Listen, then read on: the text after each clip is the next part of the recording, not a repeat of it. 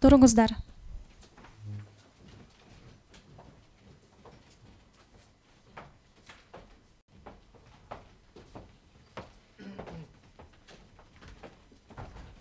Саламатсыздар, отуруңуздар.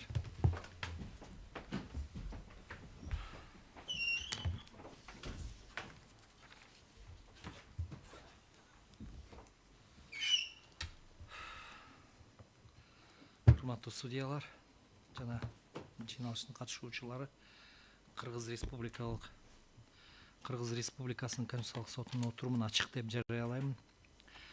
Кыргыз Республикасынын Конституциялык сотунун отурумунда Жарандар Жорокуловдун, Музулмановдун, Мацаковдун жана Жанымбековдун Кыргыз Республикасынын кылмыш жаза процессуалдык кодексинин 121 жана 267 беренесинин 5-бөлүгүнүн конституциялуулугун текшерүү жөнүндө кайрылуулары каралат. Кыргыз Республикасынын Конституциялык сотунун отуруму төралык кылуучу Өскөнбаев, судьялар Айдарбекова, Бубукеева, Дүйшеев, Жолдошева, Касымалиев, Кыдырбаев, Шаршыналиев курамында сот отурумунун катчысы Мамыталы кызы Камиланын катышуусунда өтөт. Камила, отурумга чакырылган катышуучулардын тууралуу маалымат бериңиз.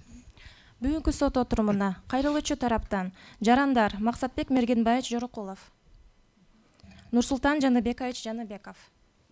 Жоопкер тараптан Кыргыз Республикасынын Жогорку Кеңешинин Кыргыз Республикасынын Конституциялык сотундагы туруктуу өкүлү Самат Кыштабекович Ысыранов. Үчүнчү жактар Кыргыз Республикасынын президентинин жана министрлер кабинетинин Кыргыз Республикасынын Конституциялык сотундагы туруктуу өкүлү Алмазбек Тавалыевич Молдобаев. Кыргыз Республикасынын Жогорку сотунун өкүлү Маргарита Насархановна Сапиянова. Кыргыз Республикасынын башкы прокуратурасынын өкүлдөрү Кумарбек Курманбекович Байдылдаев жана Калыгул уулу Бакыт. Кыргыз Республикасынын Улуттук коопсуздук мамлекеттик комитетинин өкүлү Нурсултан Русланович Русланов. Кыргыз Республикасынын Юстиция министрлигинин Кыргыз Республикасынын Конституциялык сотундагы туруктуу өкүлү Аязбек Долозбекович Жаркынбаев. Кыргыз Республикасынын Ички иштер министрлигинин өкүлдөрү Илгиз Камилжанович Аскаров, Самидин Шарафудинович Боронбаев, Талайбек Рахматиллаевич Буранов.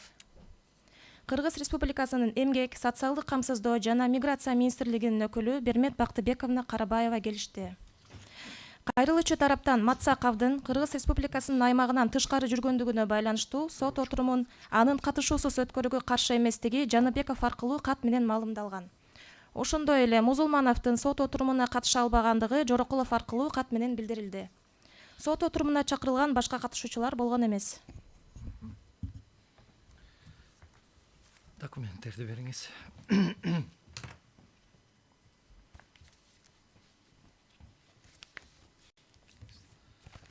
Таанышып чыксаңыздар, судьялар.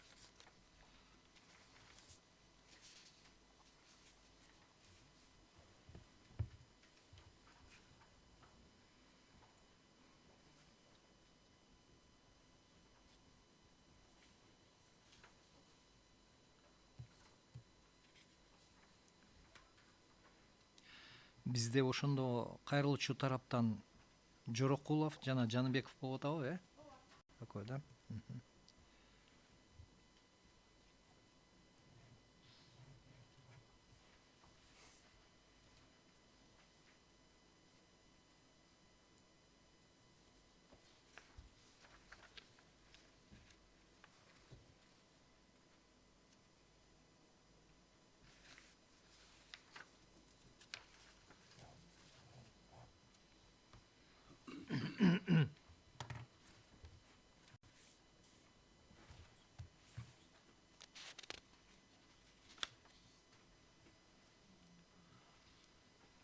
Документтер боюнча суроолор жокпу? Максатбек Мергенбаевич, келиңиз. Өзүңүз тууралуу маалымат бериңиз.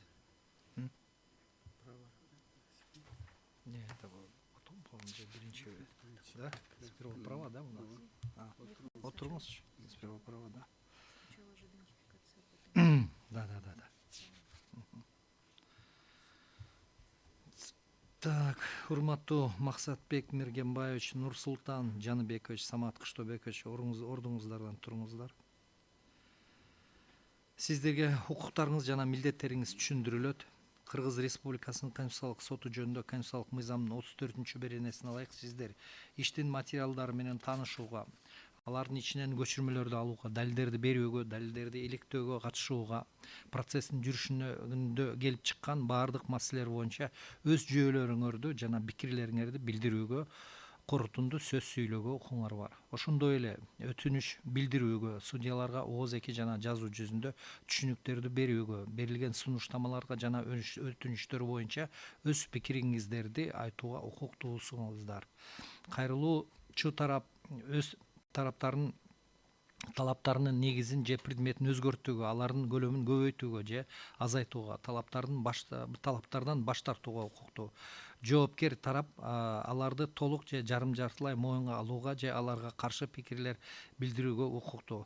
Ар бир тарап далилдерди берүүгө жана өз талаптарын жана каршы пикирлерин негизи катары таянган жагдайларды далилдөөгө укуктуу.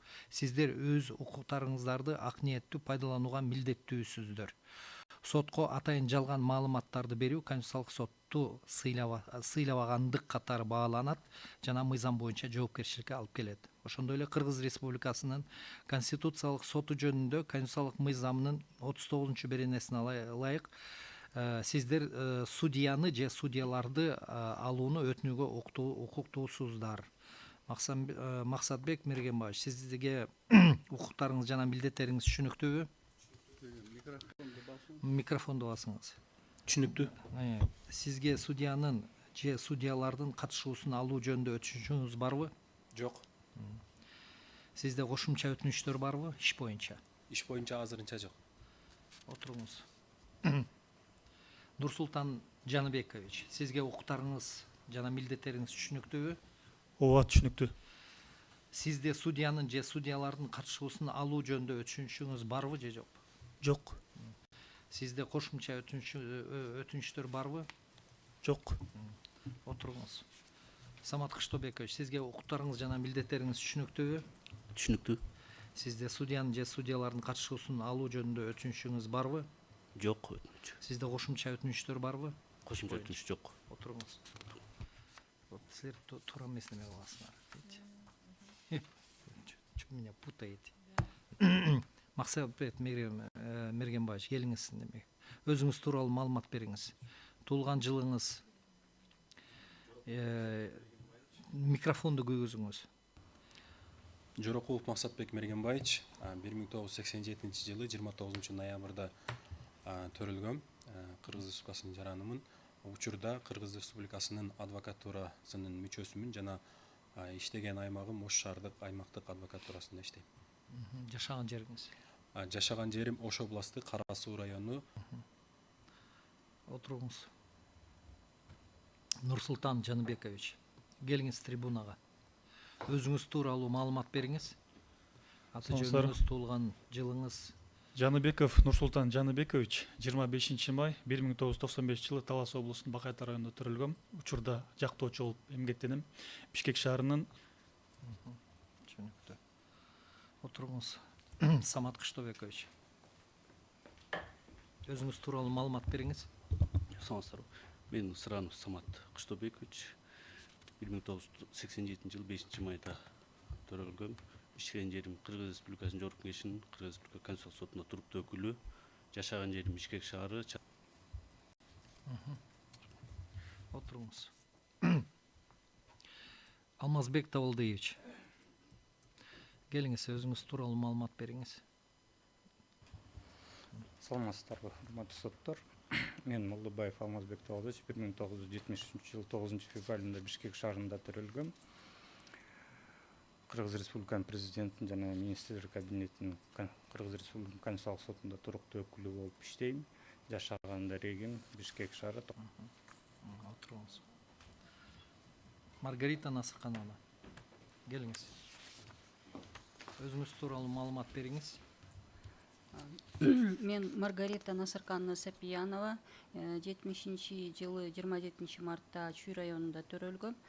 Бишкек шаарында жашайм. Жогорку соттун аппаратында бөлүм башчы болуп иштейм. Бул процессте ишеним каттын негизинде катышып жатам. Отуруңуз. Кумарбек Курманбекович барбы? Келиңиз. Өзүңүз тууралуу маалымат бериңиз. Саламатсыздарбы?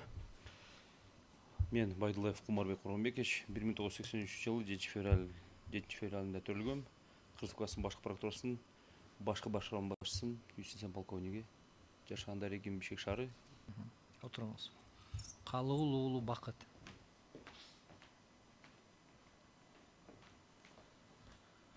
Калыгул уулу Бакыт 22 апрель 1981 жылы төрөлгөм. Кыргыз Республикасынын башкы прокуратурасынын башкы башкармалыгынын улук прокурорумун. Жашаган жерим Бишкек шаары. Отуруңуз. Нурсултан Русланович, келиңиз. Саламатсыздарбы? Русланов Нурсултан Русланович 1992 жылы 13 июлда төрөлгөм. Кыргыз Республикасынын улуттук коопсуздук мамлекеттик комитетинин офицери. Жашаган жерим Отуруңуз. Аязбек Долозбекович.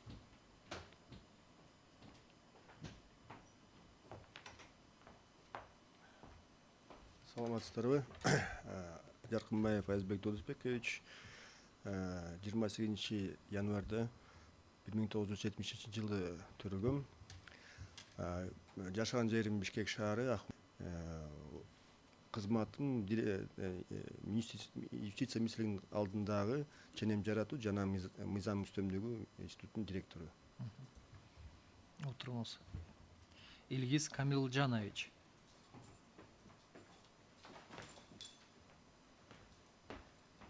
Аскаров Илгиз Камилжанович 23 май 1989 жылы Дарегин Бишкек шаары. Азыркы учурда иштеген кызматым Кыргыз Республикасынын ички иштер министрлигинин тергөө кызматынын контролдоо методологиялык башкармалыгынын тергөөчүсү. Отуруңуз. Самидин Шарафудинович.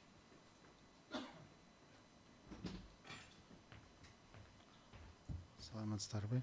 Мен Боронбаев Самидин Шарафудинович 14 июль 1978 жылы төрөлгөм. Жашаган жерим Бишкек шаары, 45 квартира. Иштеген жерим Бишкек шаарынын ички иштер башкы башкармалыгы, кадрлар бөлүмүнүн инспектор юрисконсульда. Отуруңуз. Талайбек Рахматиллаевич. Саламатсыздарбы?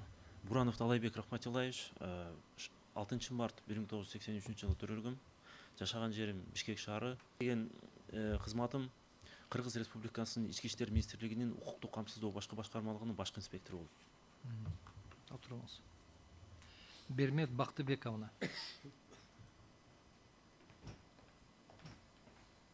Саламатсыздарбы? Карабаева Бермет Бактыбековна 1985 жылы 22 ноябрында Фрунзе шаарында туулгам. Азыркы күнү Кыргыз Республикасынын эмгек социалдык камсыздоо жана миграция министрлигинин эмгек чөйрөсүндө чечимдер даярдоо башкармалыгынын эмгек бөлүмүнүн башчысымын. Жашаган жерим Сокулук району Сокулук. Отуруңуз.